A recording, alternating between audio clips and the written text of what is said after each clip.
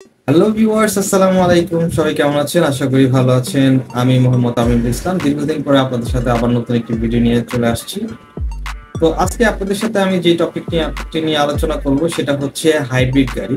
তো হাইব্রিড গাড়ি বিভিন্ন খুঁটিনাটি বিষয়গুলো নিয়ে আপনাদের সাথে আজকে আলোচনা করব। তো আশা করি সম্পূর্ণ ভিডিওটি সবাই দেখবেন। তো চলুন ভিডিওটি শুরু করা যাক।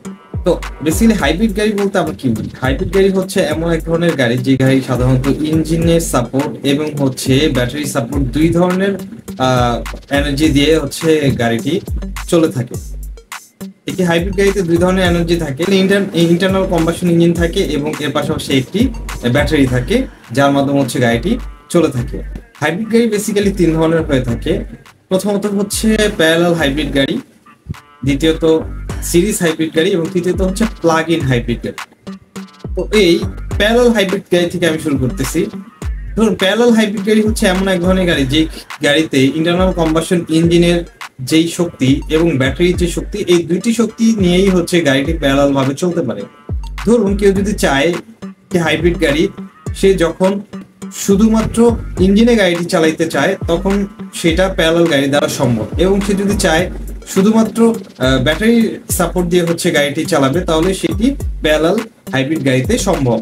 তার মানে হচ্ছে যে ইঞ্জিন এবং ব্যাটারি দুইটা সিস্টেমই হচ্ছে প্যারালাল ভাবে হচ্ছে হাইব্রিড গাড়িটিকে হচ্ছে চালাতে সক্ষম।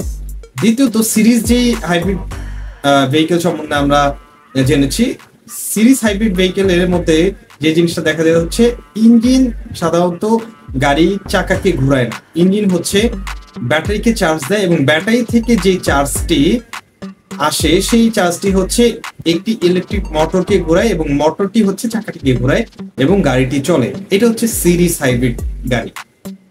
আর সর্বশেষ প্লাগ ইন হাইব্রিড গাড়ি হচ্ছে সেই ধরনের গাড়ি যে সমস্ত গাড়ি ব্যাটারিকে প্লাগ ইন, দেখতেছি আমরা মোবাইল যেভাবে চার্জ করি ঠিক তেমনি গাড়ির ব্যাটারিকে আলাদাভাবে প্লাগ ইন মাধ্যমে হচ্ছে চার্জ করা সম্ভব। সেই ধরনের গাড়িকে হচ্ছে প্লাগ ইন হাইব্রিড গাড়ি বলা হয়ে থাকে।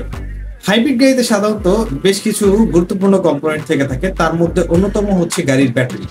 গাড়ির ব্যাটারির পাশাপাশি গাড়িতে একটি ইন্টারনাল কম্বাসন ইঞ্জিন ব্যবহার করা হয়ে থাকে এবং হচ্ছে একটি ইলেকট্রিক মোটর ব্যবহার করা হয়ে থাকে যার মাধ্যমে হচ্ছে গাড়ির চাকাটি ঘোরানো হয়ে থাকে। মোটামুটি এগুলি হচ্ছে হাইব্রিড গাড়ির মূলত মূল কম্পোনেন্ট। এর পাশাপাশি একটি নন হাইব্রিড গাড়িতে যে সমস্ত কম্পোনেন্ট গুলো থাকে সেই সকল কম্পোনেন্ট গুলো হাইব্রিড গাড়িতে ব্যবহার করা হয়ে থাকে। হাইব্রিড গাড়ির বেশ কিছু সুবিধা রয়েছে। হাইব্রিড গাড়ির সুবিধাগুলোর মধ্যে যদি আমি উল্লেখযোগ্য সুবিধা বলতে চাই তাহলে বলতে পারি যে হাইব্রিড গাড়িতে যে কারণে সাধারণত হাইব্রিড গাড়ি মানুষ কিনে থাকে তার মধ্যে অন্যতম কারণটি হচ্ছে ফুয়েল কনজাম্পশন। ফুয়েলের যে দাম এবং ফুয়েলের কনজাম্পশনটা কমানোর জন্য হাইব্রিড গাড়ি বেসিক্যালি সাধারণত মানুষ ব্যবহার করে থাকে বা হাইব্রিড গাড়ি প্রডিউস করা হয়ে থাকে। হাইব্রিড গাড়ির অন্যতম আরেকটি সুবিধা হচ্ছে ইমিশন কন্ট্রোল, দ্যাট মিনস পরিবেশকে দূষণের হাত থেকে রক্ষা করা। গাড়ি যখন রাস্তায় চলবে তখন সেই গাড়ি থেকে যে সৃষ্ট কালো ধোঁয়া বাতাসের সাথে মিশে যায় তার মাধ্যমে আমাদের পরিবেশটা কিন্তু দূষিত হয় এবং একটা পর্যায়ে কিন্তু আমাদের যে জলবায়ুটা আছে সেই জলবায়ুটা পরিবর্তন হতে থাকে। সেটা যাতে না হয় সেই জন্য হাইব্রিড গাড়িতে যেহেতু ইলেকট্রিক একটি ফাংশনের মাধ্যমে গাড়িটি ব্যবহার করা যায়, গাড়িটি চালানো যায়, সেই ক্ষেত্রে একটি অভাবনীয় একটি প্রভাব ফেলে থাকে। দেখা যায় যে আমাদের যেই পরিমাণ পরিবেশ ক্ষয়ক্ষতি হইতো, পরিবেশে যে দূষিত হইতো, হয় না হাইব্রিড গাড়ির ক্ষেত্রে। এর থেকে আমাদের একটি পরিবেশের জন্য খুব ভালো একটি প্রভাব হাইব্রিড গাড়ি থেকে আমরা পেয়ে থাকি। ঠিক তেমনি যেমন একটি গাড়িতে যেমন বেশ কিছু সুবিধা থাকে তার সাথে সাথে কিছু অসুবিধাও থাকে। হাইব্রিড গাড়িতে বেশ কিছু সুবিধার পাশাপাশি বেশ কিছু অসুবিধাও রয়েছে। অসুবিধাগুলো হচ্ছে সেগুলো, যেমন আমরা একটি নর্মাল গাড়িতে যে ধরনের মেইনটেনেন্স করি, হাইব্রিড গাড়ির ক্ষেত্রে মেইনটেনেন্সটা কিন্তু একটু ডিফিকাল্ট এবং একটু এক্সপেন্সিভ। বাংলাদেশের প্রেক্ষাপটে হাইব্রিড গাড়ির প্রশিক্ষণপ্রাপ্ত মেকানিক বা ইঞ্জিনিয়ার সংখ্যা খুবই কম এবং খুব কম সংখ্যক ওয়ার্কশপই রয়েছে যারা কিনা হাইব্রিড গাড়ি ভালো মেইনটেনেন্স দিয়ে থাকে।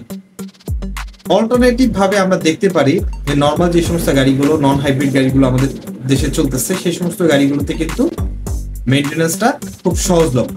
এর পাশাপাশি হাইব্রিড গাড়িতে যে সমস্ত প্রধান ইকুইপমেন্ট গুলোর কথা বললাম, যেমন ব্যাটারি, মোটর ইউনিট এবং পাশাপাশি অন্যান্য বেশ কিছু গুরুত্বপূর্ণ কম্পোনেন্ট রয়েছে, যে সমস্ত কম্পোনেন্ট গুলো মার্কেট প্রাইস কিন্তু অনেক বেশি, তো সেই ক্ষেত্রে দেখা যায় হাইব্রিড গাড়ি কিন্তু মেইনটেনেন্স খরচটা তুলনামূলক বেশি। তো এই ছিল বেসিক্যালি হাইব্রিড গাড়ির বেশ কিছু দিক, ভালো দিক, খারাপ দিক। তো সর্বোপরি হাইব্রিড গাড়ি আমাদের দেশের জন্য এবং পরিবেশের জন্য খুবই ভালো, অত্যন্ত ভালো। এবং হাইব্রিড গাড়ি ব্যবহারের ফলে আমাদের ফুয়েল কনজাম্পশন কম হয়। তো সর্বোপরি আমরা বলতে পারি যে হাইব্রিড গাড়ি নির্দ্বিধায় ব্যবহার করা যেতে পারে। তো সবাই ভালো থাকবেন। আসসালামু আলাইকুম।